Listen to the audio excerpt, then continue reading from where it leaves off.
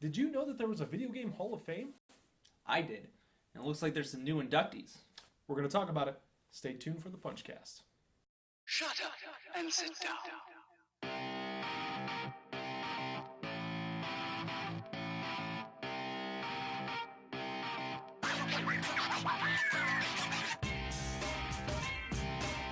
Welcome everybody to the DwnFwdPUNCHcast episode 10. I'm your host Jason Saris, and with me is guy with the weird eyebrows and a scary face, Topher. How you doing today, Topher? Doing all right. Yeah? Yeah. I wasn't so happy with my eyebrows, so I decided to scary them up a bit. Okay. More That's pretty satisfied good. with that, yeah. You have a very interesting arch that you can It's make the with those angle. things. Really, that's like 90% It's of very it. You menacing looking. gotta, Yeah. gotta get the right angle. It's fascinating. I would do this for the whole stream, but I think my whole face would just lock up like that. So we won't do that. Supposedly, if you ask any mother in the world, if you make any face too long, it will stay that way. I've heard that before. Yeah. Mm. It's kind of how you got that to begin with, isn't it? Ooh. He's the trickster, that one. You better watch out. Yeah. So we're talking about Video Game Hall of Fame today. I don't know if did you know that there was a Video Game Hall of Fame, like an official museum? Yeah, I'm in it.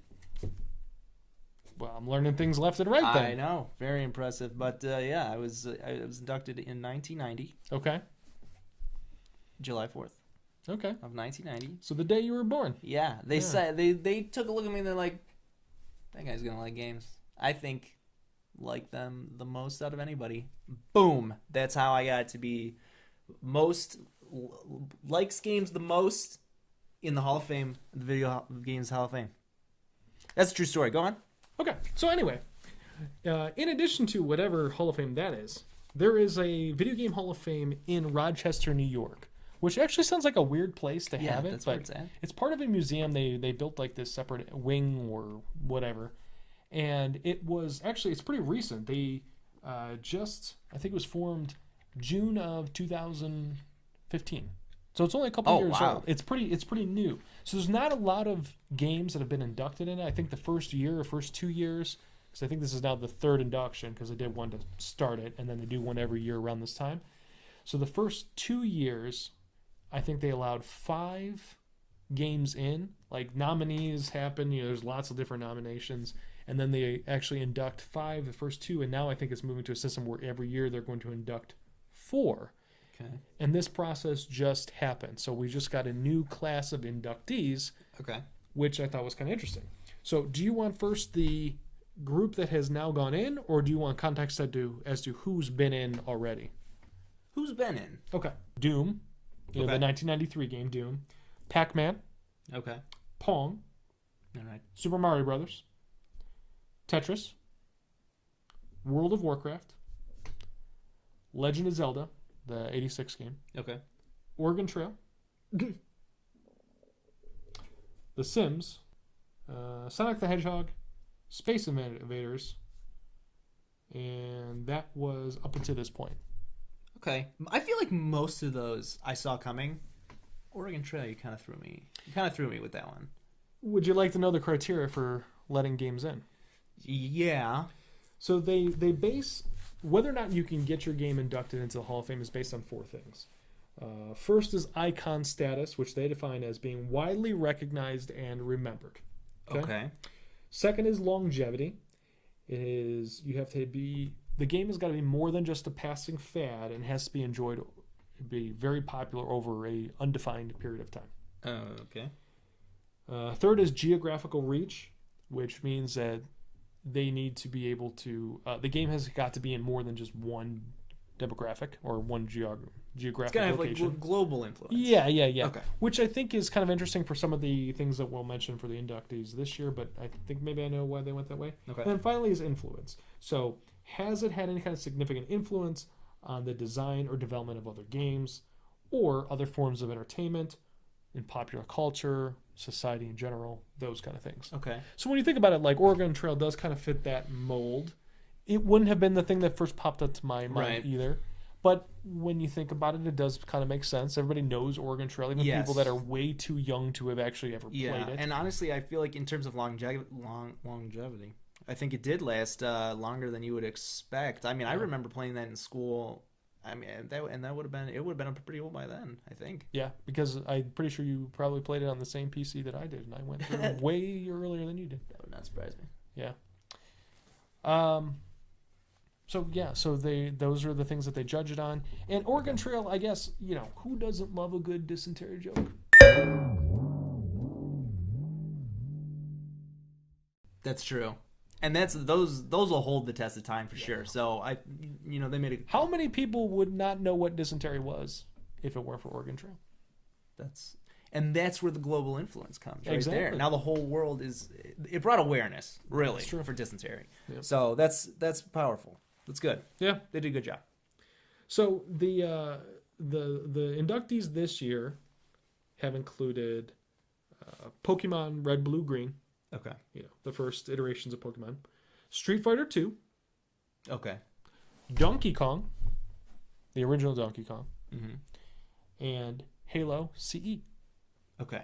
So it was 4 this year. 4 this year, and yeah. That was, all right. They did 5 the first 2, and now it's going to be 4 every year. Now, there's plenty of other games that get nominated. It used to just be a committee that would nominate games. Now, nominations can be put forward by the public. Uh-huh. But this was kind of a mix between nominations of the committee and the public, and those are the 4 that made it in this year. Very interesting. So going back to the point before about the global reach, whatever. Sure.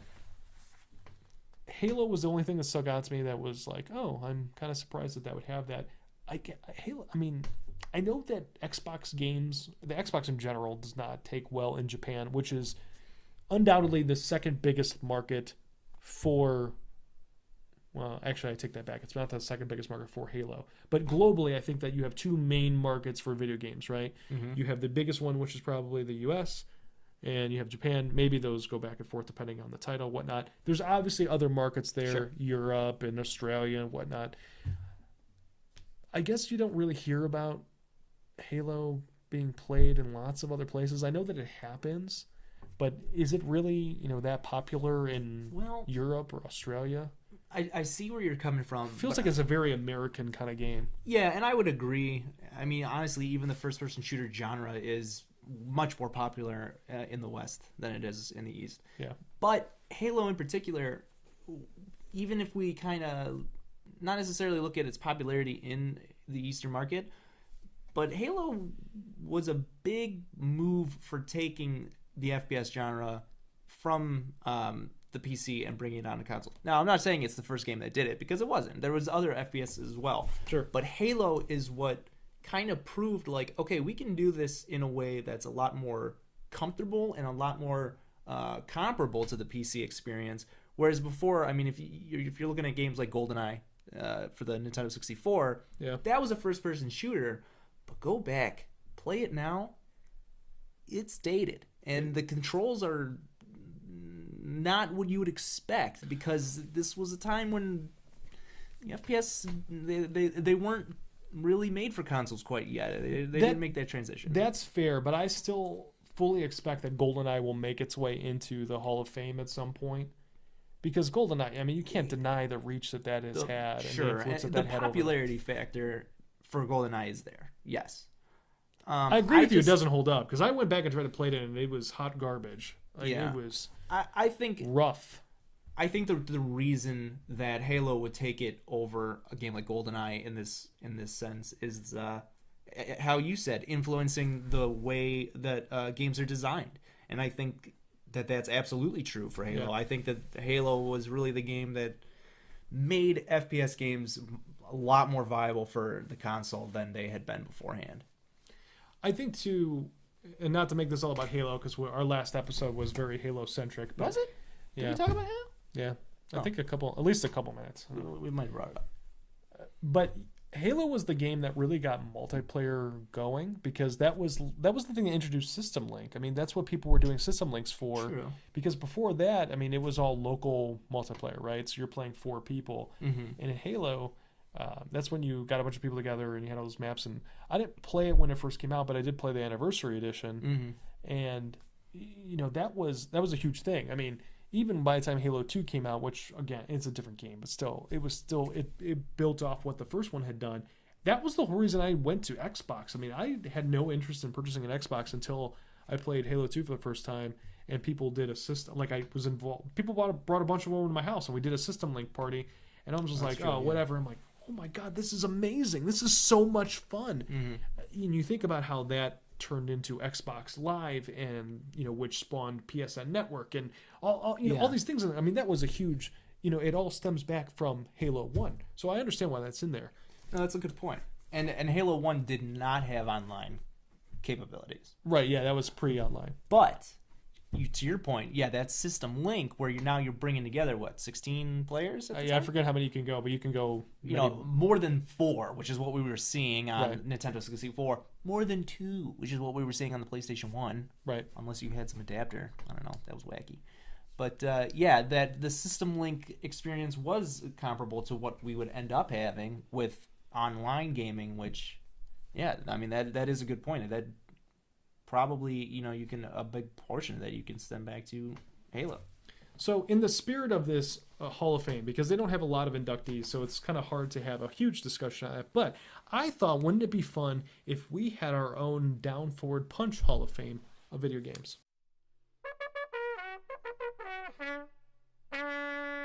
Can I be in it?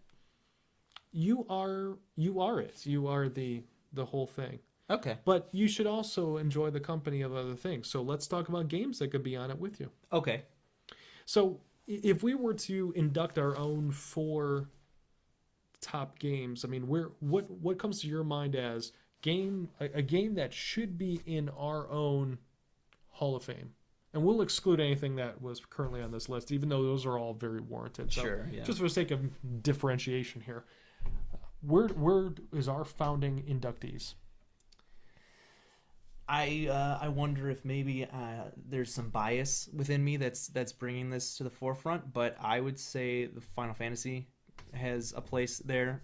And the first one? Yes. Okay. Because I'm a big fan of the RPG genre, and I think that the Final Fantasy franchise has had a big hand in shaping it to what it is now. And the early Final Fantasy games are very different from what we see now in modern role-playing games, but I think that they had a huge hand in creating that genre and making it what it is now. So I would say Final Fantasy. Okay, so that's going to be one of your nominees. Yes. And we'll decide, I guess, after we kind of throw a couple out there, which will be our final 4. Okay. I'm going to nominate Duck Hunt. And maybe that's a little silly, but Duck Hunt fits this same kind of criteria. I mean, everybody knows Duck Hunt. It is... the one I don't know that actually, like, how popular was Duck Hunt in other regions? Dude, popular enough to be a Super Smash Brothers character, right? I mean, that's got to mean something. Everything's a Super Smash Brothers character at this point. But I mean, it came with Mario, right? So yeah, that's true.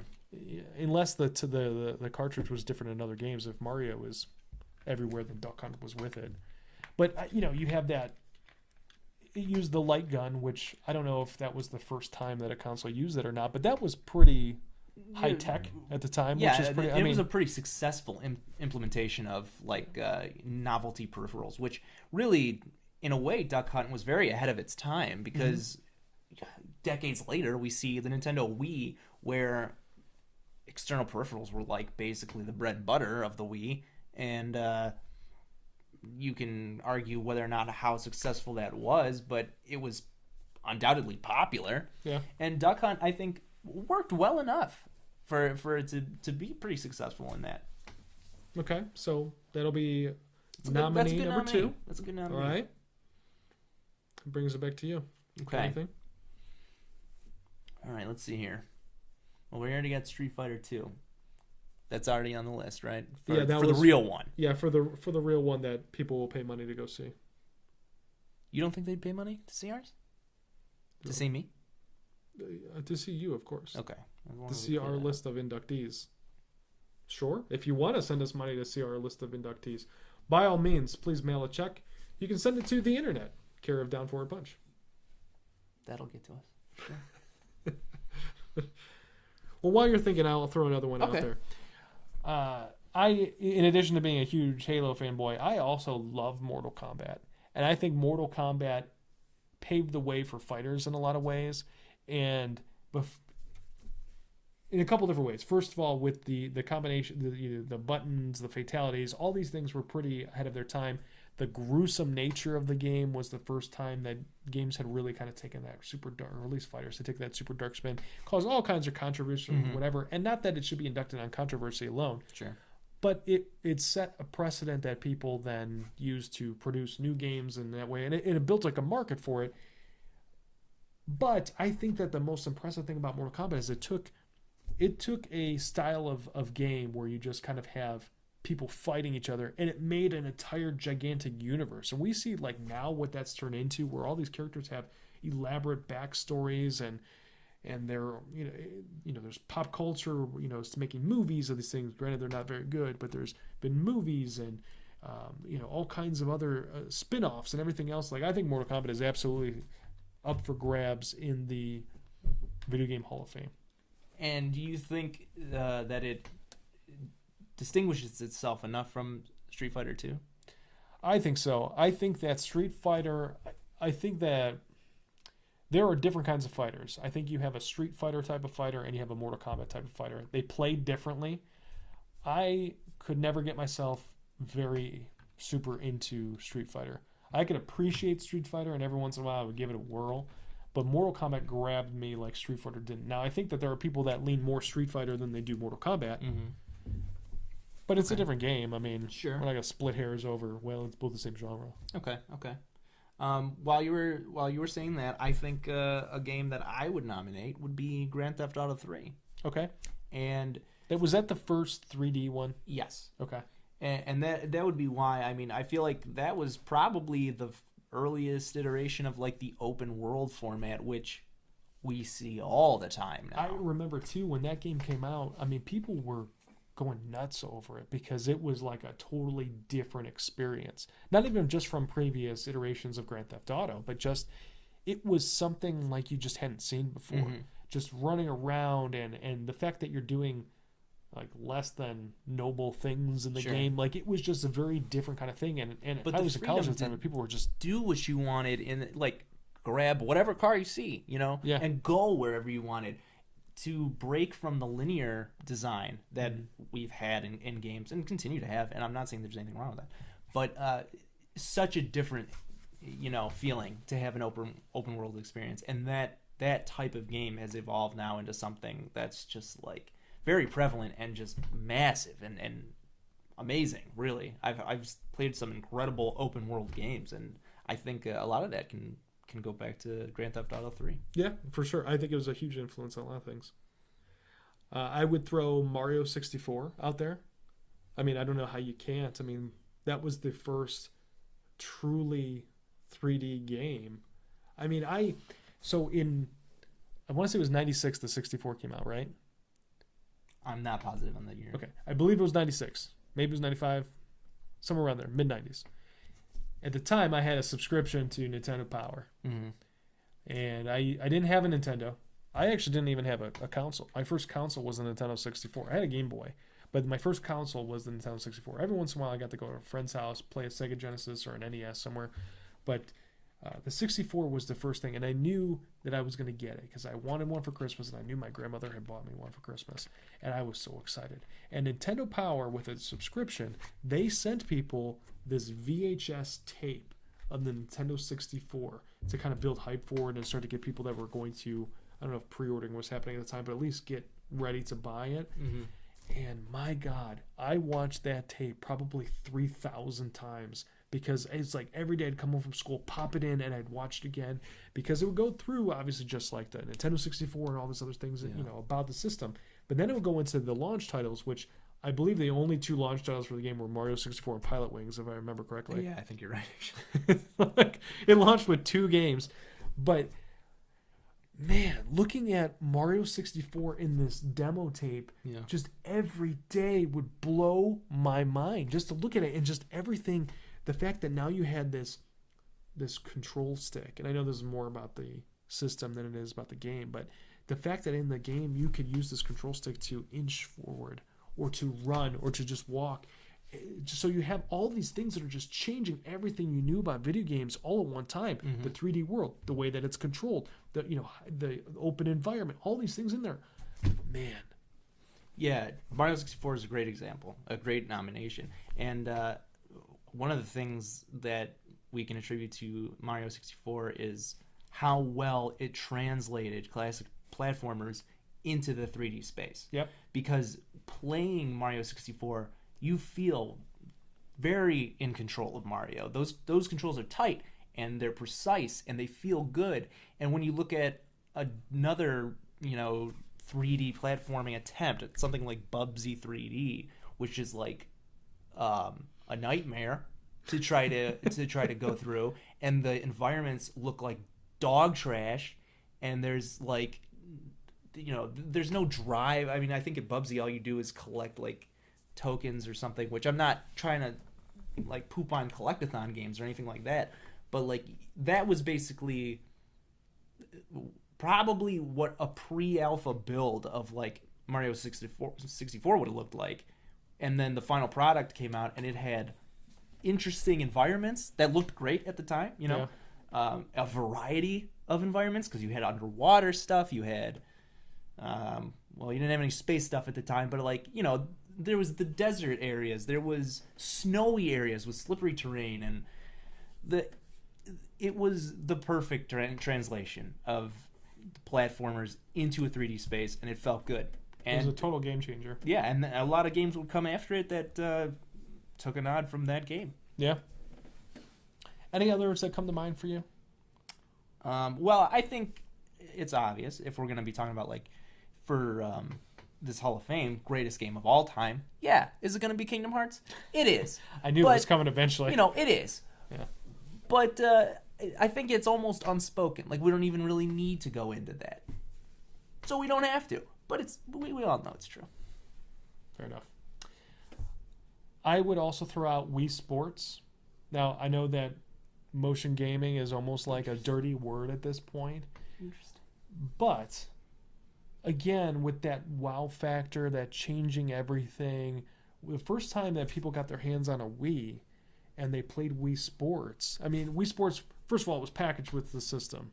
Which was nice. Which hadn't happened in a while, because that's the way it used to be. Yeah. But then everybody kind of moved away from it. But in order to get this to adopt, it was Nintendo included in the package. And say what you will about the Wii, because I have plenty of complaints about it. Granted, it won the generation by default. I don't think it was a victory in the sense that normally consoles win the generation. But the fact that Wii Sports really kind of reached everybody, and everybody was just itching to try it. I mean, you saw it on television. It was being worked into movies and TV shows, and there was people that had never played a video game in their life, and they're like, I can hold this little thing and I can play tennis with it. Like, I mean, I think that was another one that just had such reach for all kinds of people that you have to include it as at least a nominee for the No, I think that's fair. I mean, if you think about it like this. If you look at a current, like a Nintendo Switch commercial, what you'll see is like young 20-somethings in a rooftop party, and they're all playing Switch, and they're all like really attractive, and everyone's having a great time, and you're like, this never happened. Like, this is not a scenario that happens.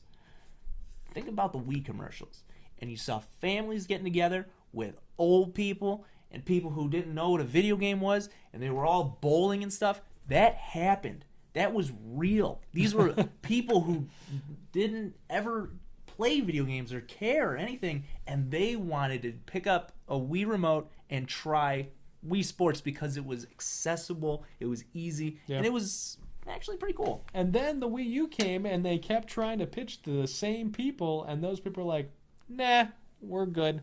We played our one game for one console. Well, they were probably like, oh, is that even a different thing? Like, who knows? The Wii U, oh my god. What a disaster. Let's not even. Anything else that should be on this list? I think that was, what, five nominees? That's a good question. I wasn't counting. Well, we're in the ballpark of what the other. I figured if we had a few nominees, and then we can kind of narrow them down.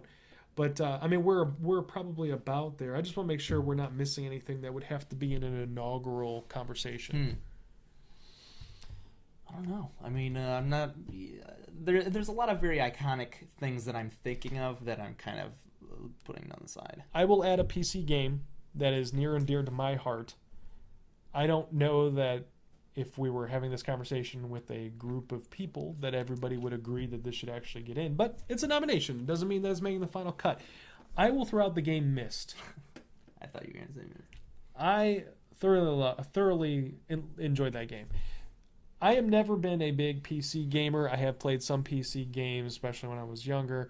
But Myst, I thought, was interesting because it was, again, that factor of, like, this is much different than I had seen in the past. And I thought it was really well done. I mean, the fact that you can go through, I mean, just hours and hours and hours of reading books in the library, doing all this stuff that just, you don't know what's real, what's important, what's not important, and you have to go through all these things. It's a puzzler, it's an adventure, whatever. And you always have this sense that, you know, at any moment, somebody could just be there, or you could do something that's bad, and you just don't know what to expect because you're just kind of dropped in this world. To me, that was just a really cool sensation. And then after you beat the game and you figure out that if you knew what you're doing, you could literally beat the game in like 4 minutes. Like, that's all it took. If you knew exactly where to go, what to do, 4 minutes from beginning to end. I just thought that was a pretty interesting concept, and you still don't see a lot of games like that. There's very few. And I would love to see I would love to see some kind of game where, again, you kind of just get dropped into nothingness. Like, I think like a Far Cry is a good example. Like, imagine if in a Far Cry you're just kind of, you wake up and you are somewhere you don't know what is going on, and then imagine mixing that Myst kind of element of like trying to figure out what's happening with the element of there's things here and I need to fight them to stay alive. Man, that would be a killer game. It's interesting that you bring up Far Cry because I can't remember which one it is. I think Far Cry 4. Okay. Actually, you can beat the game within like 10 minutes if you. The beginning of Far Cry 4, you meet like the overlord of the fake country it is or whatever, and he knew the guy in the purple pajamas. Yes, yeah. He knew your like mom or grandma or something, because the point of the game is to get this loved one's ashes buried somewhere in this country. I like the story. That's more or less what it is, or something like that, right? Okay. Laid to rest in this country, and Far Cry, if you have that initial talk with him, and he's like friendly, even though he's crazy, he's like friendly to you because he knew this person. I think it was your grandmother. If you just like, he walks out of the room, and if you just wait like 7 minutes, eventually he comes back and he's like, "Let's bury those ashes," and then the credits roll. No kidding. I'm for real. Wow. It's like, I wouldn't recommend a playthrough like that because I feel like you're missing, all of the game. But technically, you can get an ending. What are you talking about? Way. It sounds like a $60 well spent to me. Well, if you're somebody who doesn't have a lot of time, But that's a fun thing though. To once you play through the game, or even if you did it first, but you still in plan. I mean, it's almost not like it an Easter prohibits egg, you. really. Yeah, it doesn't prohibit you from playing the game. Yeah, exactly. You could still go back and. I do just the thought it whole was thing funny again. that you brought up like the Myst thing, and then Far Cry kind of has a similar thing. Yeah. Is there any way that you would have known that prior to playing the game? Because Myst, there's no way you would know what to do. I mean, the puzzles in there are so convoluted that it would really be a miracle if you just accidentally managed to, right, figure out the code on the first try to a lock or Whereas whatever it was. this could happen accidentally. Yeah, like you just could sit there in and that like, room what do I do? answering your text messages for 5 minutes, and then all of a sudden the guy comes back and he's like, oh, "You're done." Yeah. So not exactly the same, but similar. Yeah, very cool. Are we missing anything? I think we got a lot of good nominees. Okay. So we got to whittle it down to 4. If it's not already 4, because I forget how many it was total. It's definitely not 4. So we had Mario 64. Mario 64, Myst, Mortal Kombat, Kingdom Hearts. No, Kingdom Hearts doesn't need to be a nominee. Final Fantasy. Final Fantasy, yes. Okay. Grand Theft Auto 3, yes. Grand Theft Auto 3. So we're at 6. Is there anything else? I think we're missing something that we talked about. Duck Hunt. Okay. So 7. Is that all the ones we discussed? I think so. This is really well organized. We're kind of doing this off the cuff. We could have, at the very least, wrote these down, but that's okay. Yeah. That's okay. Writing I think we is got hard. them covered. I typed my notes, and I didn't type these because I'm an idiot. But we like to give you guys real conversation. So rather than pre-scripting things, we put bullet points and we just talk.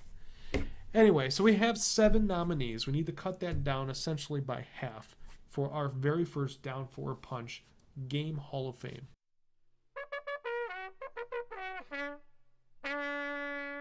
Okay, well, for real, I do love Kingdom Hearts, and it's my favorite game, but I wouldn't put it in this. We don't need to consider it for an inaugural title in this type of. Fair enough. So we're down to 6. Okay.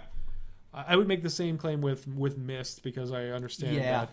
It's probably something that would make its way in there eventually, but I don't think that would be a inaugural induction either. So that brings us down to 5. I would pick at Mortal Kombat a little bit. Really? I would. Okay. I'm not sure it's like the game that shaped the fighting genre. Was it important? Absolutely. But Yeah. I don't know. I don't know if I see it as like the title. So where would you say the game that did shape the fighting genre? What is that for you? Is that Street Fighter for you? It very well could be. I mean, Street Fighter 2, which is a lot different from the first Street Fighter, I think that's probably where inspiration has been pulled from more so than Mortal Kombat. But Street Fighter 2 is one of the ones that was on the taboo list because that was a real one. Well, right, but I mean that's fine. Whatever. So you think Mortal Kombat's the one that how gets the about axe? let's compromise, replace Mortal Kombat with Mortal Kombat Mythology Sub-Zero. Oh my God, worst game ever. No, literally one of the worst games I have ever played. And it was not... Did you actually play it or you just watch me play it? I just watched you play it. Okay. So I played this when we were much younger. And my God, if you've never played this game, it is terrible. Like, absolutely terrible. Being a huge Mortal Kombat fan, I was very excited when they came out with a spin-off game because Sub-Zero is obviously a very popular character, and you get to learn more about him and whatnot, and it was... got me. Hook, line, singer. First of all, I think that game was super expensive. For some reason on the Nintendo 64, all the Mortal Kombat games were super pricey. Mortal Kombat Trilogy, which is actually a good game, Yeah. $70. Mortal Kombat Mythology Sub-Zero, I think, was also $70. And I don't understand why there was so much fluctuation. At some point, I'm going to look into this because the 64, Yeah, I don't remember. the prices fluctuated so much for things. But it was a attempt to have like a 3D side scroller game at times and then like a traditional Mortal Kombat fighter at others.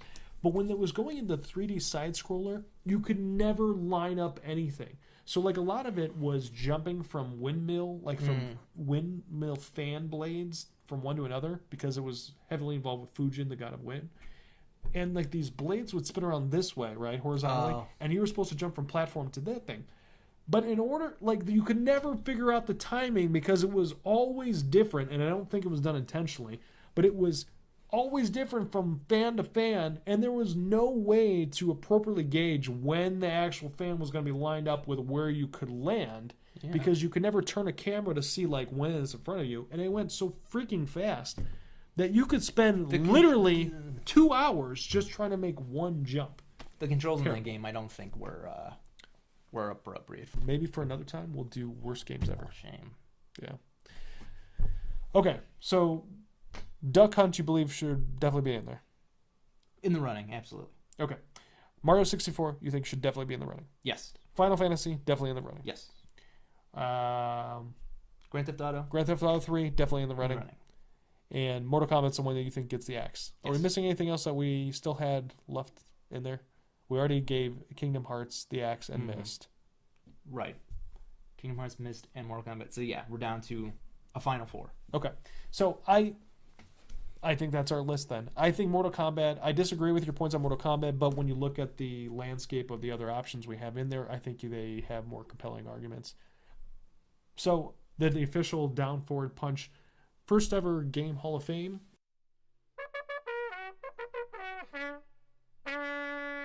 We'll include those titles: Duck Hunt, Mario 64, Grand Theft Auto 3, and Final Fantasy 1. I'm actually surprised Mario 64 didn't show up in the official. I believe that it has been a nominee. Has to have been a nominee. But it hasn't been in there yet. And I wish I knew. It'll make its way in. Oh, yeah, of for course, sure. But how can you not have that in there? That's ridiculous. maybe they're even like kind of waiting on it just so the 5-year anniversary of the Hall of Fame, they can be like, this is a big Super Mario 64 event. You never know. It's all politics. Could be. Well, we want to know what your Hall of Fame games are. So if you want to leave them in the comments below, we'll mention them maybe on the next episode, or we'd love to chat with you about it. Maybe we'll show up at your house and just be like, hey, let's talk about this. Yeah. Or maybe we'll bring over an N64 and Mortal Mortal Kombat Kombat Mythology Sub-Zero and show you personally how bad it is. You never know. Crazier things have happened. That's true. So this has been episode 10. You can follow us on Twitter at DwnFwdPUNCH. That's at DwnFwdPUNCH. I'm at Sergio Armani if you want to follow me, or if you want to follow Tover. Acrobactyl. Obviously, share this video with your friends, like, subscribe. We want to keep giving you content, so the best way to do that is to subscribe. That helps us grow our channel, make sure that we can keep producing that content. The hosts, they're still, but you know, Yeah. you gotta take what you can get. Yeah. Well, some of us are likable. David's pretty likable. Yeah, and then he's not here today. So. That's true. So hopefully David will be with us next time. Until then, keep on gaming. Thanks for watching.